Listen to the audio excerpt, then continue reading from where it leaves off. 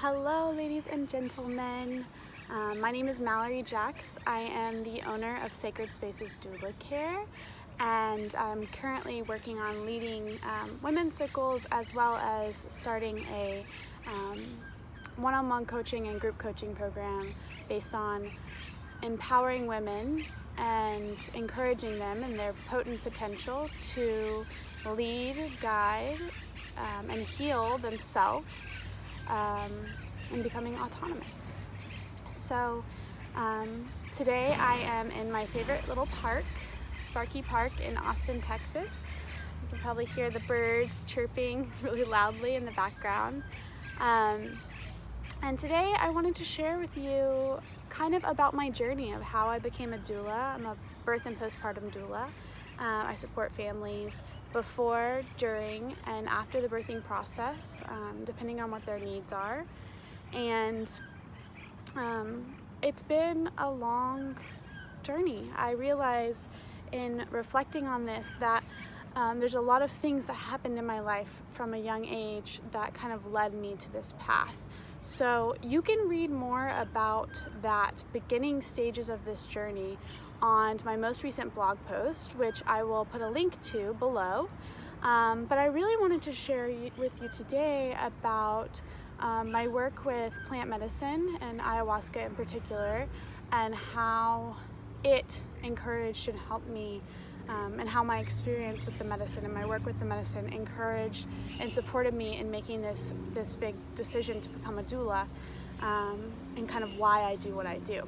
So again, I would encourage you to go ahead and read the blog post first. That way you kind of have a little background, and then, I really didn't feel like it would do it justice to share about this part, this work with plant medicine, on a blog. I wanted to kind of share it face to face here. So let's see. In February of 2017, I quit my full-time job and was doing all sorts of things just to make money and put food on the table, and kind of just trying to figure out what I wanted to do with my life. I definitely knew that I wanted to be, I didn't want to work for anybody else. I wanted to work for myself. So I quit my job and I was just doing whatever I could. And at the same time, I was kind of stepping into my own power as a woman and getting more in touch with my cycle, more in touch with my womb, more in touch with my own body, and ultimately more in touch with my intuition. And that led me to want to explore and dive a little deeper and experience some deep healing. So some of my closest friends have experienced ayahuasca, and they really encouraged me that it's something that maybe I would want to try. And it was a big investment and it was scary. I had no idea what to expect. If you have worked with ayahuasca before, you know that it's something that really cannot be described to someone who's never done it fully.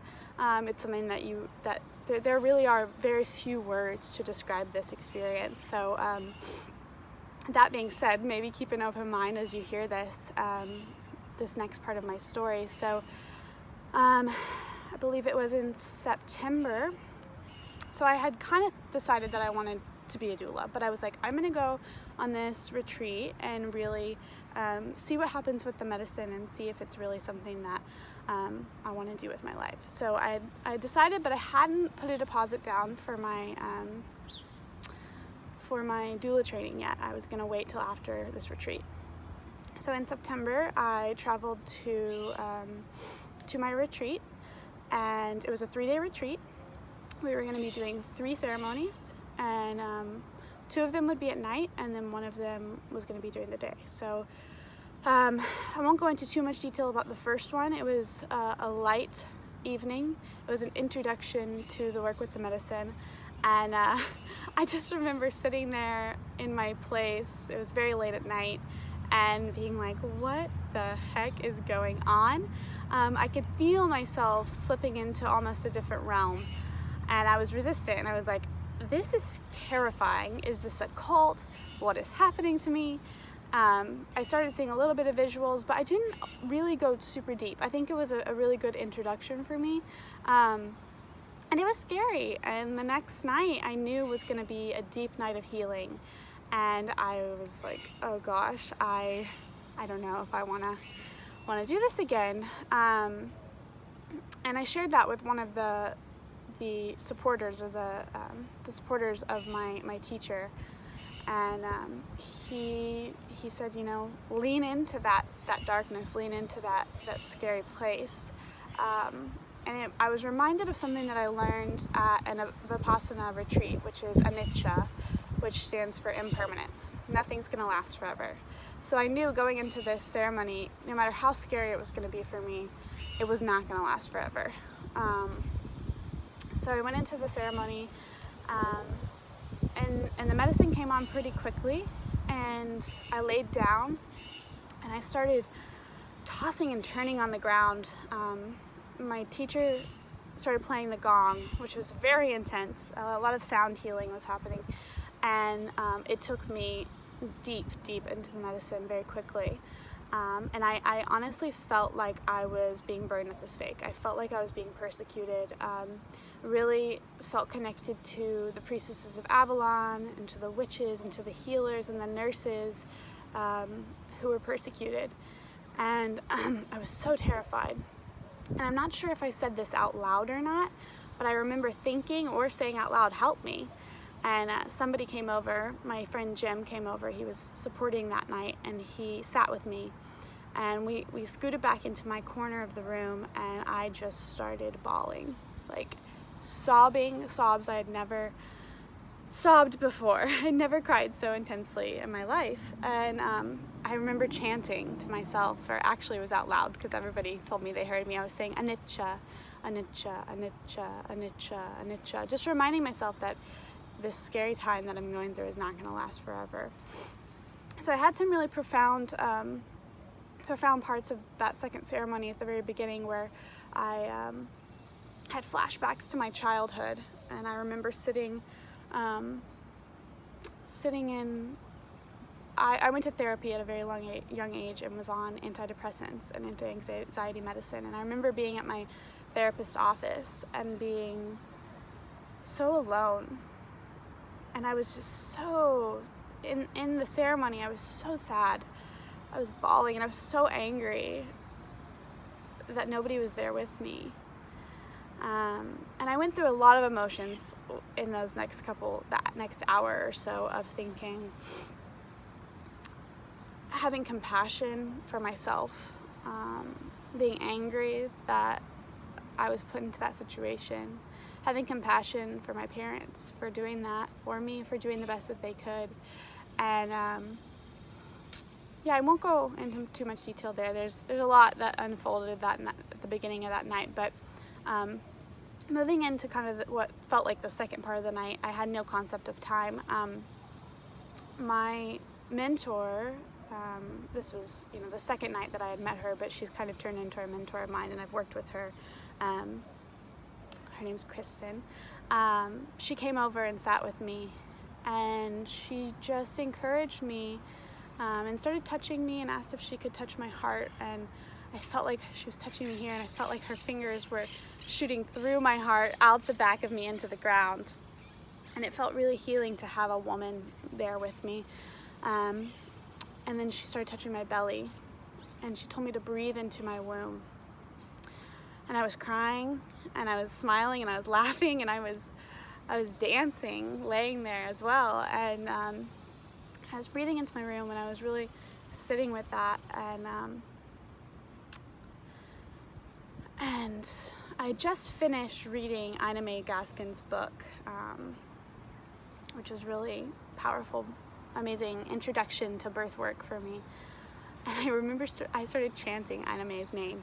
I think if Ina May ever sees this, she'd be like, "What is that girl doing?" I'm not sure if she's a supporter of this kind of work, but I felt like she was there with me in that time. And I felt really called to the work suddenly. I was like, yes, this is what I'm going to do.